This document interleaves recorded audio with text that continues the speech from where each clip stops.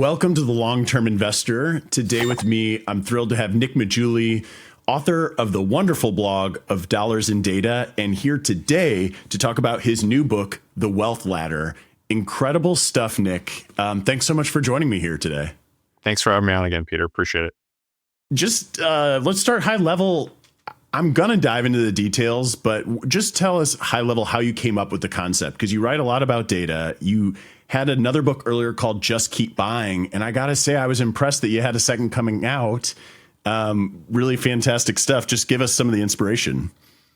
So there was this Jay-Z lyric. Actually, no, it starts before that. So I think his name's Stuart Butterfield, the guy who founded Slack, had this idea called like the 3 levels of wealth. And it was like, you can buy what you want at a grocery store, you can buy what you want at a restaurant. And I can't even remember the third level. I can't remember it honestly anymore. But he had that idea at the same time.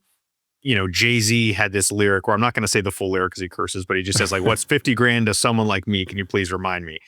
At the time, his net worth was 500 million. So I was like, oh, that's like 0.01% of his net worth. That's like a trivial amount of money. There's these levels. I'm like, what if we could like come up with like a levels of wealth that actually kind of go across different, like logarithms, like 10x jumps. And I think that, that was the idea behind the wealth ladder and having these 6 distinct levels.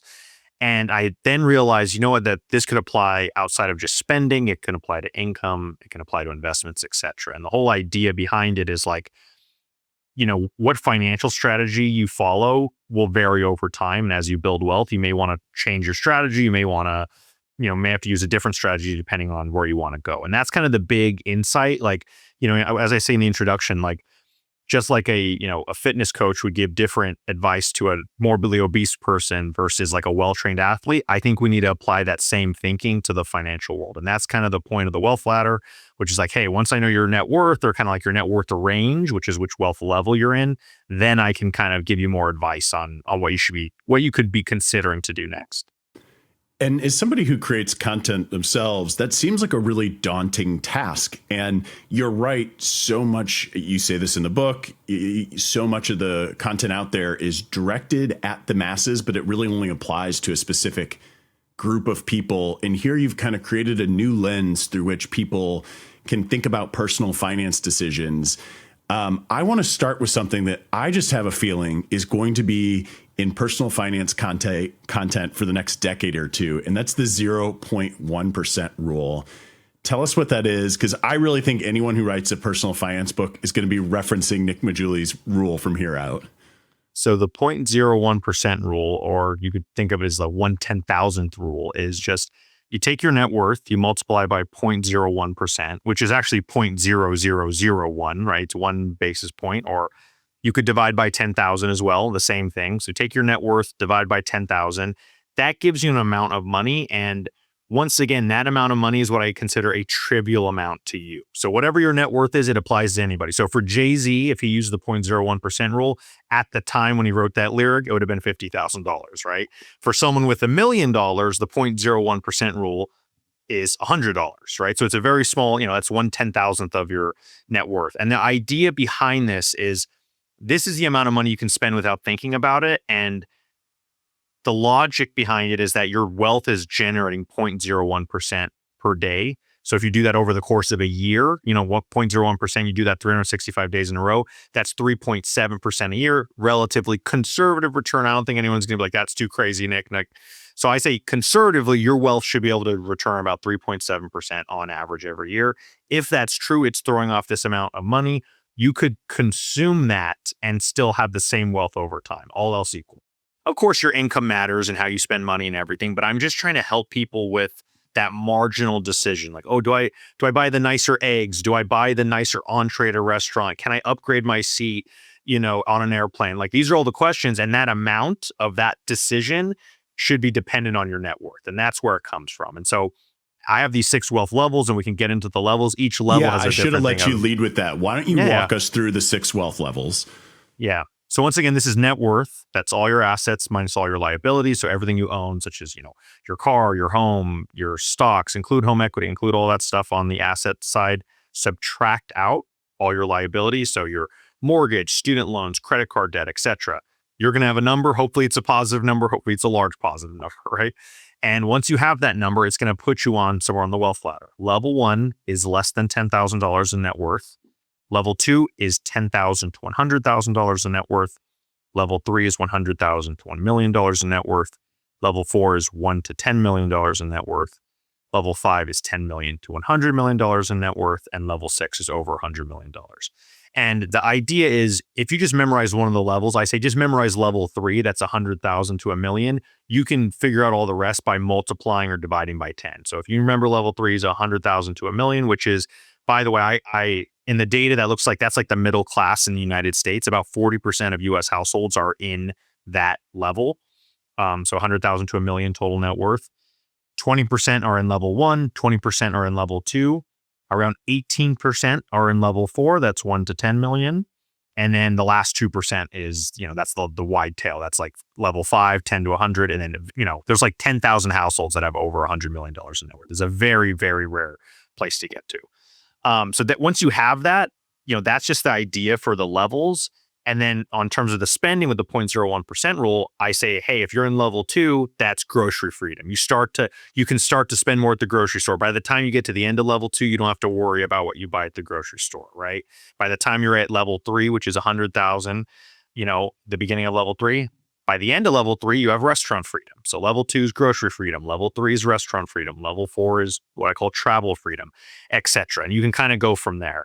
And so the idea here is like, I wanted a rule because I think lifestyle creep in the personal finance space is very, hated upon or disliked. Like, oh, don't spend any more money. You can't let your lifestyle creep at all. My argument is you should let your lifestyle creep, but only after you built wealth. And I think this system allows you to spend more over time after you've demonstrated the financial discipline. You're like, hey, look, I made it to level 3. I can now start to buy more at a restaurant without worrying about it. Or hey, I made it to level 4. I can start to upgrade my seat or stay at a nicer hotel. Like, I think that's a way of allowing lifestyle creep. So you can allow your spending to go up, but it's much slower. And I don't know, the levels just make sense to me. They made sense to me when I read it. And you also visually within the book show it so simply and so cleanly. I think for those of you watching us or listening to us, when you have this book in your hands, or if you read it on Kindle, I'll admit I actually read it electronically, despite the fact that I'm holding the physical copy in my hands. What you'll start to do is you'll see where you slot. And I think one of the things, Nick, that I experience in my professional life as an advisor is people want to know, like, well, how am I doing versus people like me? And so I think people are going to really enjoy saying, well, am I in level 3 or level 4 and level 5? And this first rule that you introduce, you're right, it does allow some lifestyle creep and you can relate to it. I sit there and I think, yeah, I do order whatever it is I want at the restaurant, but I do travel a lot, but I don't go to the Ritz every stay. I think the key, and maybe I'm going to explain how I read it. Maybe you can put your own spin on it. But basically, it's not saying you can just take whatever vacation you want when you have travel freedom. The idea is that the choice between one hotel room and another, or, one tour guide or not having a tour guide, when those things are trivial, then you can spend more confidently. And honestly, money's a tool to live a fulfilling life. Why not spend more confidently on these different things? I will tell you though, Nick, I can't get over a lot of stuff at the grocery store. I still cheap out, but maybe I'll get cage-free eggs next time. Am I interpreting that the way that you were thinking as you laid it out? No, exactly. That's exactly correct, right? So when I'm thinking about it, it's like, yeah, it's that marginal decision. And really, you have the full freedom by the end of the level. And even within that, there's always context. Like when I say travel freedom, like that, I mean, like you can basically upgrade to first class anytime. You can basically stay at any hotel by the time you have $10 million in net worth. Can you fly private? Maybe once a year, but like regularly, no, it's just too expensive. So if you actually look at it doesn't give you full, like, even when you have restaurant freedom, you can't be buying, $1,000 bottles of wine, right? So there's always exceptions, but in general, like that spending category becomes open. You can travel, when you want to go somewhere and where. You can go basically anywhere in the world if you have 10 million bucks. I don't think there's any place you couldn't go.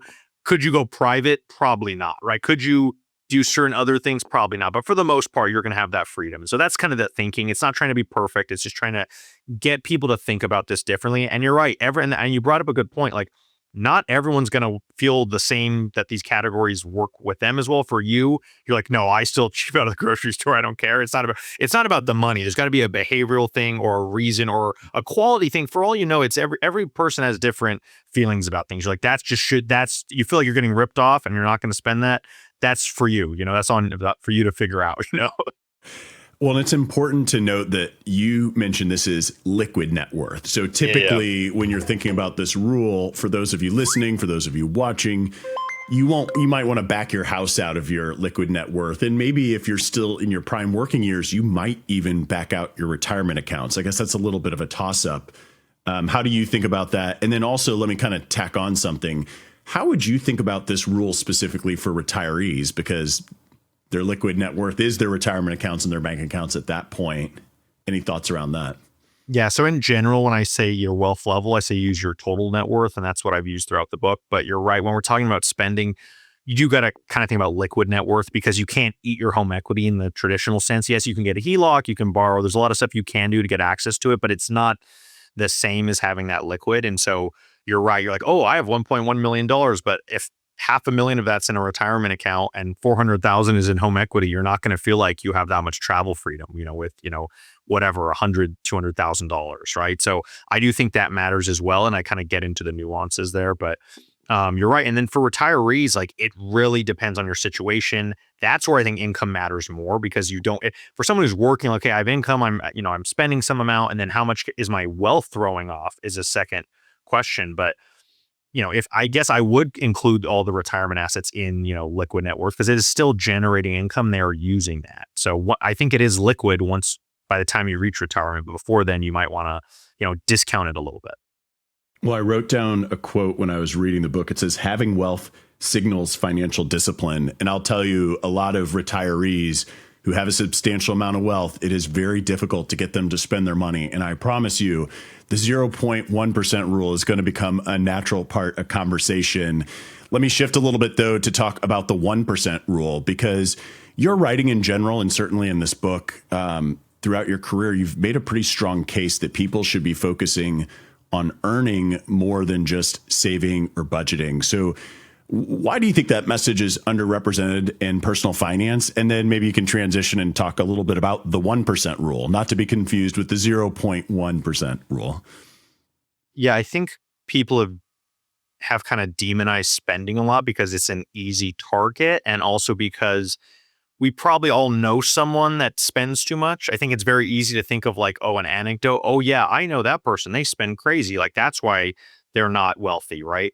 When if you actually look at the data, like, overwhelmingly, it's the people that have higher incomes that are able to save more, that are able to invest more, earn more, et cetera. And that creates a flywheel that builds wealth. So if you look at the data, as I show in the wealth, I talked about it a little bit in Just Keep Buying, but I dug even deeper and got even more data on this. And like, it's the strongest relationship in personal finance. Income and savings rate are so highly linked. It's crazy. Like, in general, the higher someone's income, the more they're able to save. Of course, you're going to know someone that's like, well, that guy makes double what I make, and they don't save anything. Well, yeah, I can name people like that too, but overwhelmingly, higher income earners save more than lower income earners. And it's not because they're amazing budgeters, it's just because they have more at the end of the month. It's a lot easier to save money when you don't have to think about it, right? If I just think about it now, let's say you're budgeting, you have whatever your budget, and I just add an extra 100K to your budget right now, a year.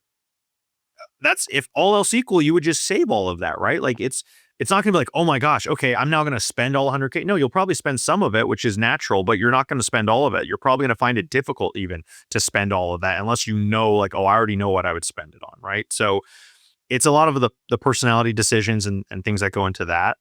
In terms of the 1% rule, though, like, the 0.01% rule is great for spending because it's like a daily measure.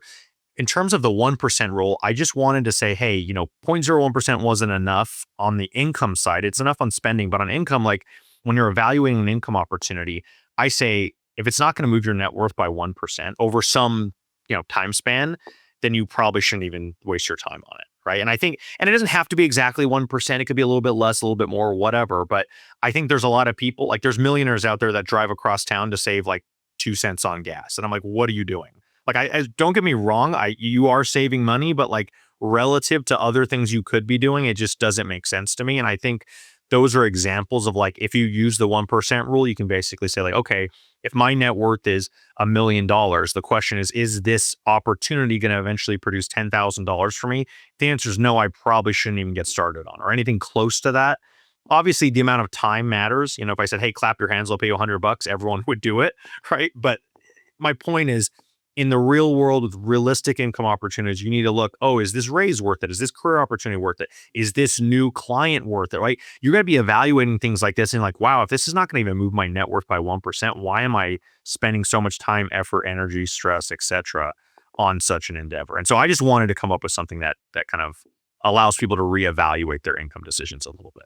Yeah, that totally resonated with me when I was reading it. I know I signed a consulting contract for a physicians group a while back, and it took a lot of work. And I remember being like, is this amount of money? It seemed like a lot of money. And at the time, I was kind of okay with the extra work.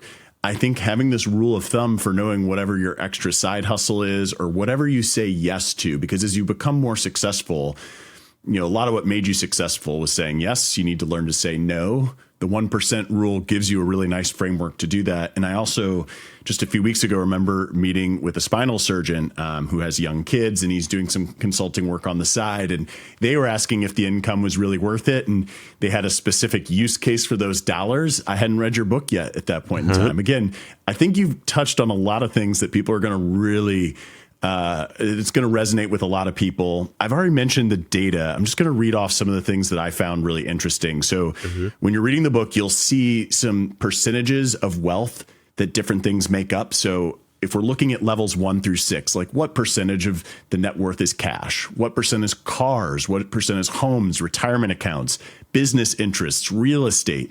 And I think those of you watching us, listening to us, wouldn't be terribly surprised by some of them. But when you see them, the hard data, it's pretty impressive. So let me ask you this, Nick. I mean, what are the things you learned about the financial makeup of the different levels that surprised you? And what were some things that did not surprise you? So the thing that surprised me, I think, the most was how much I kind of knew this a little bit in some other data I had seen, but I never had it broken out by wealth level. But it's just how much of the financial assets in those in level 2 and level 3 have in their primary residence. And like, it is the vast majority of their assets, right? So I knew that kind of intrinsically, but when I saw it, it's just a little bit more jarring. Like, wow, these people have, 50, 60, 70%. Remember, this is on average across the entire wealth level. This is not just like one person. Like, there are some people that have 90% of their assets in their home, right? And so it's not shocking necessarily, but I think it was more extreme than I thought. Things that didn't surprise me, obviously, people higher on the wealth ladder own more, stocks, bonds. I knew that type of stuff. They're going to have more in their retirement accounts. They're going to own more real estate. I also knew that people higher on the wealth ladder generally own more businesses, like business interests. So they have their own businesses, or maybe they're in a startup and they have a lot of equity in a business, etc. So I knew that as well. I think the other thing that kind of shocked me, though, is I aggregated I basically said, okay, cash, that's not income producing. A vehicle, that's not income producing. Your primary home is not income producing. Everything else on this list that you listed, stocks, bonds, retirement, real estate, your own business, that's all income producing. So I just put a binary on all these, and then I summed them up by wealth level. And I was surprised at how linear it was, in the sense of every wealth level had, like, as you move up the wealth ladder, every level had more income producing assets than the one below. And it went all the way up to level 6. Like, every single one, it's just more and more income producing assets. And it's funny because, I quote my first book, Just Keep Buying, and the mantra there is like the continual purchase of a diverse set of income producing assets. And I was like, I kind of knew this was directionally correct. And now that I have this other data set and I'm like breaking it out, I'm like, oh my gosh, like, this is so obvious. And I think the main punchline for those like looking through level, chapter 3, which is the investment chapter you reference, less than 25% of the assets of those in levels 1 to 3 is in income producing assets, right? So if you're in levels 1 to 3, on average, less than 25% of their assets are going to be in some sort of income producing asset. But in levels 4 to 6, it's over 50%. So it's a night and day difference across the wealth ladder. And seeing that makes you realize, oh, wow, they put a lot of their money into things that give them more money, and it becomes a flywheel. Like your money starts creating money, and it's very easy to have more wealth, and that creates more wealth, and it's just your income goes up with it. And it's one of those things where people know this, they've heard these ideas before, but to see it so clearly in the data is the thing that I think is going to be valuable for a lot of people. Yeah, that advantage compounding, and you go back to some of your lessons of compounding at one point in the book. I think people always understand or will tell you, yes, I understand compounding, but until you look at the data or see the extreme examples, you really can't always appreciate it. And I feel like, it shows you why it's so hard to set policy that helps everybody, because everybody's in such a different situation. And yes, you're right, like levels 1 and 2, not having any income producing assets really puts them at a relative disadvantage to the other levels in our country. I'm sure if you looked at the whole world data, our country would actually look quite good, though. Oh, yeah. I mean, we always forget that we do just generally have it pretty good here. One of the other things that stood out to me is that as you start looking at the different levels, you also kind of get a sense about what it is that helps people move up and down levels. Do you mind sharing some thoughts on that? Yeah. So in general, the one kind of takeaway across the levels is like you need to raise your income. And of course, that's easier said than done. I wish I had a magic wand and we all could just raise our income. Usually it's a multi-year journey. It takes a ton of work. Like there's no easy way to do it, unfortunately. But if you look at the data, it's very correlated, and seeing that like, okay, hey, what's the difference between those people who stay in level 2 over time versus those that make it to level 3, let's say over a decade. And the same thing with like those going from level 3 to level 4 versus those that stay in level 3. The big difference is their starting income. What is their income at the beginning of the period? You could have two different groups of people within level 2. Those with the higher income are more likely to end up at level 3, right? The same thing was going from level 3 to level 4, right? The higher income person's more likely to end up in level 4. And I followed, the same set of households. I actually got my hands on a data set from the University of Michigan, which follows the same households over time. And we can actually see that. A lot of the data we look at is snapshots. So I'm seeing how American wealth as a whole is changing, but I'm not seeing how individual household wealth is changing. So by keeping the same households over time and following them, you can see, oh, wow, like that's the difference. Or, oh, that's interesting. The households that stayed in level 3, they spent almost as much as the households that made to level 4, but their income wasn't as high. So there is a keeping up with the Joneses in the data. I know we talk about it, but I can actually see it in the data a little bit. And so it's not a massive data set. It doesn't have, every household out there, but they do some good sampling techniques, and you can start to get to that stuff. So that's in terms of ways people move up. It's usually education, getting a better job. That's how you raise your income. That's one way. Getting skills, being good at sales, for example. I like some of the most high paid individuals, in the United States are salespeople, and you don't necessarily need a degree for that. A lot of these people, it's like, what can you sell? If you can sell, I don't imagine people talk about AI now. I know it's a lot. People talk about this a lot, but I can't imagine a robot realtor. I just can't imagine it. I think you're not going to walk into a house and have a robot there showing you, oh, here's the foyer. It's just not going to happen, right? So if you get good at sales, you can raise your income, right? And you just start selling higher priced things, luxury products, etc. And there's more to it. Like the book dives into a lot of these things, but it's just thinking about like, okay, I want to move up the wealth ladder. Like it really depends where you start. So level 2, I say, is education. Level 3, that's where I start focusing on investing, income producing assets. And by the time you get to level 4, how do you move up from there? That's where you have to kind of really switch up your strategy, and basically you have to become a business owner. And we can definitely get into that if you're interested.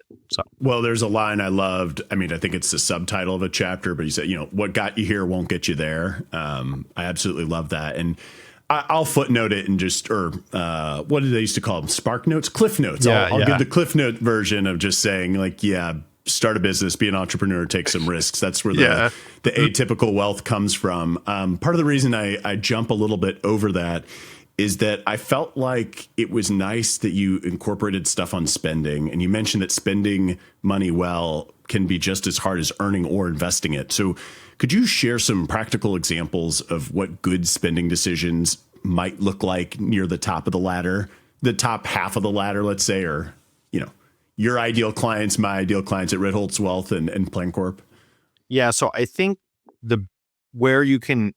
because at that point, the spending issues are going to be all the big ticket items. It's going to be your house. It's going to be any sort of large expenses are the things that are eating at your wealth. It's not going to be like, oh, I went and spent extra at the grocery store this week, or I went and spent extra at a restaurant one time. It's the ongoing burn that is usually the issue. As I said, the difference between those households that stayed in level 3 versus those that went from level 3 to level 4, let's say in a decade, besides income, which is a big piece of it, is spending. Like the people that stay in level 3 spend almost as much as those that make it to level 4, but they don't make as much. So they are keeping up.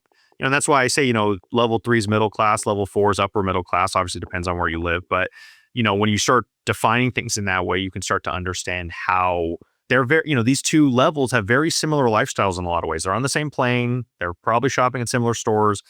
Maybe the level 4 has a slightly nicer car. Maybe they live in a slightly nicer house in a slightly nicer neighborhood, but it's not like they're in like a completely different part. They're on the same airplane, as I said, right? They're not flying private, right? So when you start going through all this, you realize, oh yeah, that's the difference between the middle class and the upper middle class, but it really does fit the data. You see it within the spending data and whatnot. But in terms of spending stuff, yeah, I just think, yeah, you got to get the big things right. And then at that point, like almost all of your excess, cash is going to be going into income producing assets. And that's where it's more about diversification. How do you invest? Timing, market timing, all those types of things will impact your wealth far more than your spending will at that point. Well, and I think we've learned and had some misconceptions over the years about how money impacts happiness and how it impacts unhappiness. Do you mind sharing some of the studies that you recap and some of your own personal reflections that you put on it? Yeah. So I'm guessing most of your listeners have heard of the original paper, which was the Kahneman Deaton paper, which is basically like, hey, after $75,000 a year, you're not going to see more happiness. Well, a guy named Matthew Killingsworth came out, put out his own paper, which is like, no, I analyzed, his own data set. And he said, no, like happiness keeps increasing as I keep going up the income spectrum. And so obviously there's a conflict who's right. So Killingsworth sat down with Kahneman and they went through all the data and they basically figured out that the original paper, the $75,000 paper, it wasn't measuring happiness dropping off as income went up. It said that higher income cannot prevent unhappiness. I know that's weird. It's like a double negative, but basically the point is you can't stop misery. No matter how much income you have, you can't prevent yourself from being unhappy. And so Killingsworth's paper found actually, no, if you're happy already, more income is probably going to make you happier. And they also found the same thing with wealth. It's actually a little bit stronger with wealth than with income. So to summarize all the results after they went back and forth, they dug through the data, he put out a few more papers. The long and short of it is, if you're happy, more money will make you happier. If you're poor, more money will likely make you happier. But if you aren't happy and you aren't poor, more money's not going to do a thing, right? So those people that are like, hey, let's say you're not poor. Let's assume you're kind of out of level 1 at least. And you're like, hey, is money going to make me happy? If you're asking that question, the answer is no. Because as long as you're not poor and you're kind of out of that first stage, it's very likely that there's something else that is causing that. Because if you're happy and you get more money, you're going to be even happier. So if you're happy, you're probably not even asking the question, will money make me happier? Which is kind of there's some irony to that. Yeah, I love the idea, the thinking through all of that. You've kind of, to bring us nearer to a close, you've now written 2 well-researched data-backed finance books.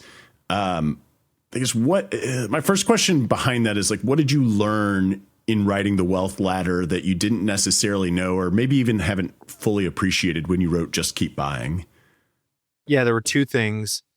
First, when I wrote Just Keep Buying, I was trying to kind of say like, what's the best advice I could give to someone if I don't know anything about them? And so that was like I had this mantra and I said, okay, it's about investing, getting your, increasing your income producing assets. And that's how you build wealth. And that is a generally good answer for like, people in level 2, 3, and even somewhat into level 4. Right.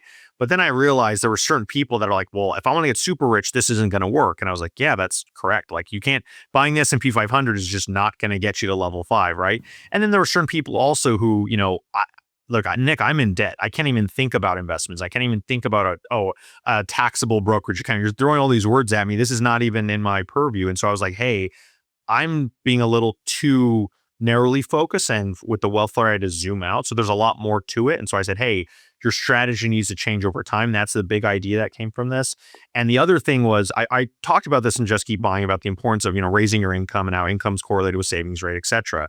But now once I got this data set and I really dug through it and then did it by wealth level, it was even clearer to me. And I think there was something there that just made it, stick even more. And I'm even more convinced of that point than I was beforehand. And I was already very convinced of it, but now it's like, I'm like, guys, like you can't look, on page 25, I have this table which has all the median household income by wealth level. And it's like, what the heck? Like, you're telling me people in level 4 are making $200K a year, and then people in level 5 are making over $700K a year. And it's like, yeah, the income just keeps going up in each wealth level. You don't have people, with a lot of wealth and low income, or with, a lot of income and low wealth. It just can't. One of these things has to move eventually, right? And so they usually converge at some point. I love that you're in the part of the book promotion process where what table is on what page. Yeah.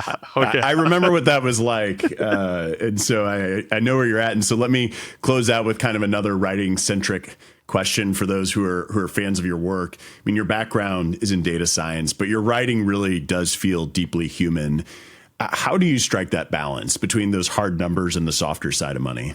So for me, I think the thing to keep in mind is just like the importance of story. And like Morgan Housel taught me that, like best story wins. And so I really try to focus on that. And I really say, hey, what can I do to tell a great story? Because at the end of the day, like, Peter, I'm not going to be able to teach you that much about money. Like, you study money, you teach people about money. I can't teach you that. Maybe I'll surprise you with a little idea here or there, but how am I going to get you to like the book? I have to put in cool stories that you won't know, that won't be about investing or finance. Like, I'm not going to be able to teach Morgan Housel about money. The same thing, right? So once I realized that, like, hey, how do I get the money people to actually like my book? It's not because of the money itself. It's because of all the other stuff. And so that's the key. The people that don't know as much about personal finance, they'll learn about that, and that's great. But for all the people that do know about personal finance, I need to keep them interested as well. And so it's striking that balance. And so I think right now in the world of, AI writing and everything, it's very easy to just be like, oh yeah, like let the AI think for me. Let it do that. But at the end of the day, you have to come up with a differentiated perspective. Otherwise, there's no point. Even in my blog now, I'm like,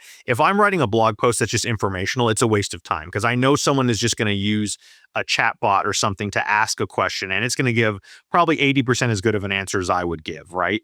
But unless I have a differentiated opinion that an AI would never come up with, then that's the only value I add. And once again, that's what makes us human, is because we can think differently. We can say, hey, actually, I don't agree with that. I don't agree with the standard advice about lifestyle creep. And that's why I came up with the 0.01% rule, et cetera. So you make a great point about the AI, and listeners, like loyal listeners of the show and viewers of the show, are going to know that I must be pretty excited about the book because of what I'm about to say. But the fact that you've given us a different lens to look through for personal finance decisions, for whether it's investing, spending, thinking about money in your life, that just, AI lacks that creativity. And I'm not going to rule out that one day it could get there. Mm-hmm. But you've introduced something to the world that I think AI will mimic. And that other people will mimic. And I assure you that if I do a second edition of Making Money Simple, there's going to be Nick Maggiulli's 0.01% rule in there. Nick, thank you so much for sharing your time today. If you're watching us on Cheddar, there'll be a link to order Nick's book in the show notes at thelongterminvestor.com. Nick, where can people, in case they don't make it to thelongterminvestor.com, where can they follow along to get all your good work? My blog's at ofdollarsandData.com. You can click the newsletter, sign up there, and you'll get my feed every week. And then you can also find me on Twitter, Dollars and Data, Instagram, or LinkedIn at Nick Maggiulli. So just find my name, and I answer every DM. So send me a DM. Maybe it might take me a week or so with the book launch and everything, but I answer every DM. So please reach out if you have any questions. Thanks. Definitely do it. Guys, follow along with Nick. And if you're watching us on Cheddar, be sure to subscribe to The Long-Term Investor. If you're already listening to us on the podcast or on YouTube, like, subscribe, do all those things that help other people find the great information that we're getting from guests like Nick. Nick, thanks again for joining me. Thanks again, Peter. Appreciate it.